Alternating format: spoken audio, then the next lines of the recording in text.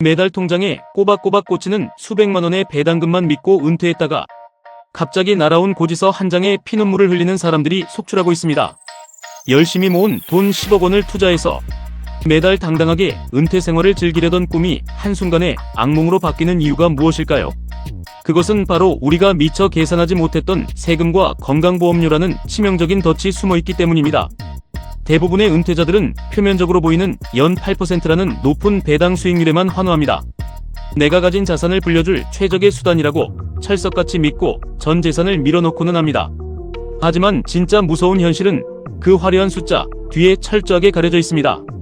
물가는 치솟고 통장 잔고는 갈수록 쪼그라드는 냉혹한 현실 속에서 우리는 살아남기 위한 발버둥을 칩니다.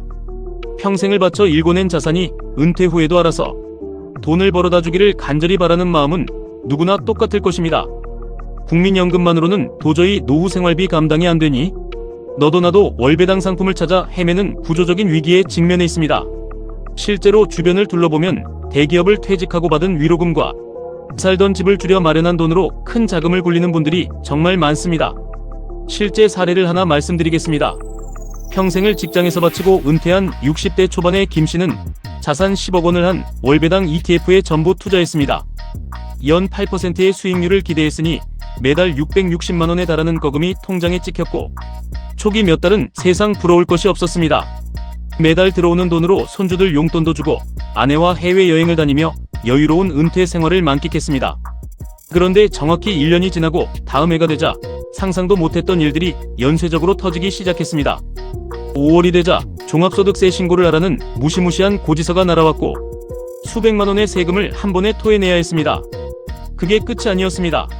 가장 결정적인 치명타는 가을에 찾아왔습니다. 피부양자로 등록되어 직장인 자녀의 건강보험에 얹혀있던 김 씨에게 청천벽력 같은 통보가 날아왔습니다. 피부양자 자격이 완전히 박탈되었고 매달 85만 원이라는 엄청난 액수의 건강보험료가 지역가입자 명목으로 부과되기 시작한 것입니다. 매달 나오는 배당금은 생활비로 이미 다 써버렸는데 뒤늦게 청구된 세금과 건보료를 내기 위해 결국 원금을 까먹어야 하는 비참한 상황에 처했습니다. 도대체 김 씨의 계좌에서는 어떤 일이 일어난 것일까요? 지금부터 그 잔인한 세금과 건보료의 구조를 아주 낱낱이 파헤쳐 드리겠습니다.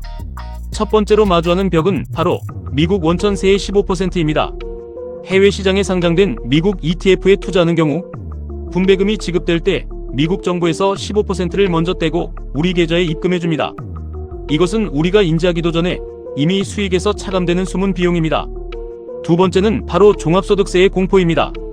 우리나라 현행법상 연간 금융소득이 2천만 원을 초과하면 다른 소득과 합산되어 종합소득세가 과세됩니다.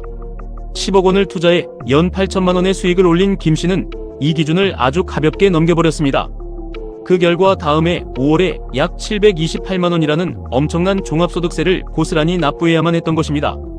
세 번째는 은퇴자들이 가장 두려워하는 복병인 건강보험료입니다. 지역가입자의 경우 금융소득이 연간 1,000만 원을 1원이라도 초과하는 순간 그 금융소득 전체가 건보료 산정 점수에 그대로 반영됩니다. 연 8천만 원의 분배금은 건보료 부과 기준을 아득히 초과하기 때문에 매달 약 85만 원의 건강보험료를 청구받게 됩니다. 이 금액을 1년 동안 모으면 무려 1,020만 원에 달하는 엄청난 지출이 됩니다. 결과적으로 3년 동안 10억 원을 투자해서 얻은 표면적인 수익 중 무려 30%가 넘는 돈이 세금과 건보료로 공중분해된 것입니다.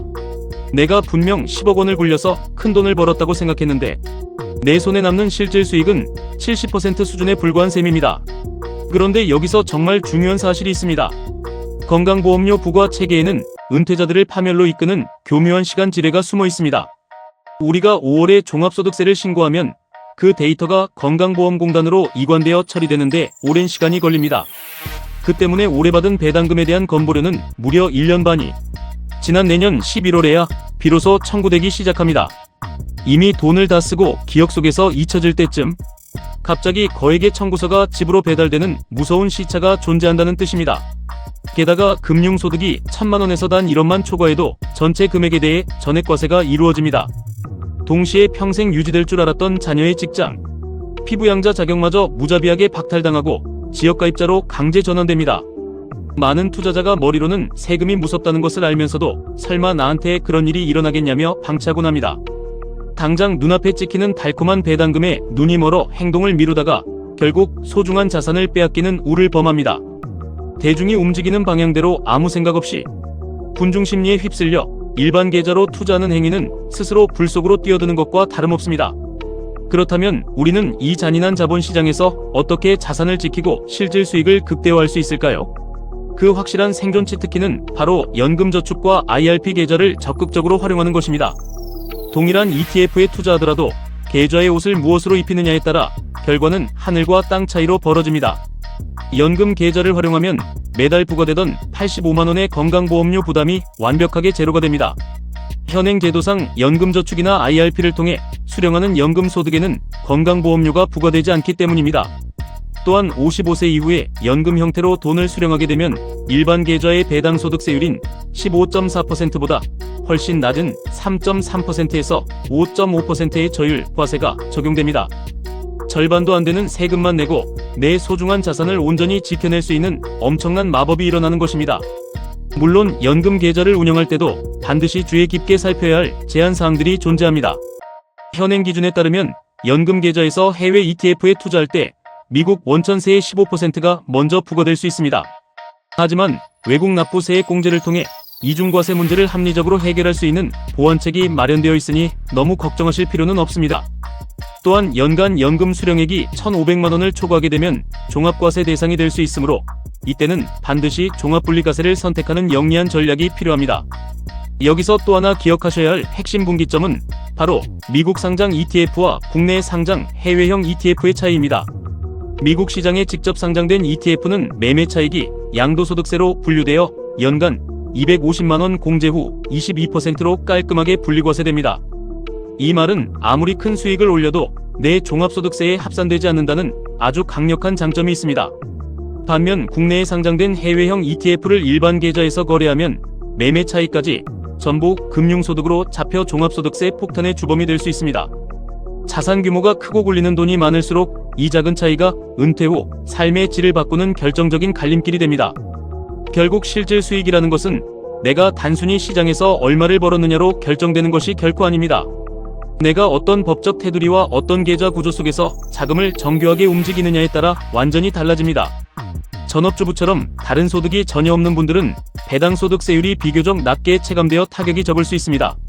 하지만 이미 높은 과세 표준을 적용받고 있는 고소득 직장인이라면 배당소득이 더해지는 순간 누진세율의 칼날을 정면으로 맞게 됩니다. 게다가 나중에 나이가 들어 국민연금을 받기 시작하면 상황은 더욱 복잡하고 무겁게 흘러갑니다. 국민연금은 전액 종합과세 대상이기 때문에 내가 가진 배당소득과 합산되어 나를 더 높은 세율 구간으로 끌어올립니다. 동시에 국민연금 소득의 50%가 건강보험료 산정 기준에 그대로 반영되므로 건보료가 걷잡을 수 없이 폭등하는 도미노 현상이 발생합니다. 과거 1996년에 만들어진 금융소득 종합과세 기준 2천만원은 지금의 물가와 자산 가치를 전혀 반영하지 못하고 있습니다. 제도의 현실화 요구가 빗발치고 있지만 법이 바뀌기만을 마냥 기다리며 내 소중한 돈을 방치할 수는 없는 노릇입니다.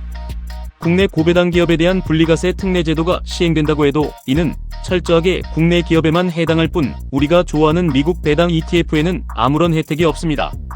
따라서 우리는 철저하게 스스로 무장하고 내 자산을 지킬 수 있는 최적의 방어벽을 구축해야만 합니다. 지금 불고 있는 월배당 ETF의 엄청난 열풍은 단순한 유행이나 투기적 현상이 결코 아닙니다. OECD 평균의 절반 수준에 불과한 우리 국민연금의 낮은 소득 대체율을 스스로 보완하려는 은퇴자들의 눈물겨운 생존 구조적 현상입니다. 내가 가진 자산 구조를 정확하게 이해하지 못하면 노후의 불안감은 절대로 사라지지 않습니다. 은퇴 후의 삶이 불안한 진짜 이유는 내 통장의 숫자가 적어서가 아니라 내가 가진 돈의 흐름을 통제하지 못하기 때문입니다.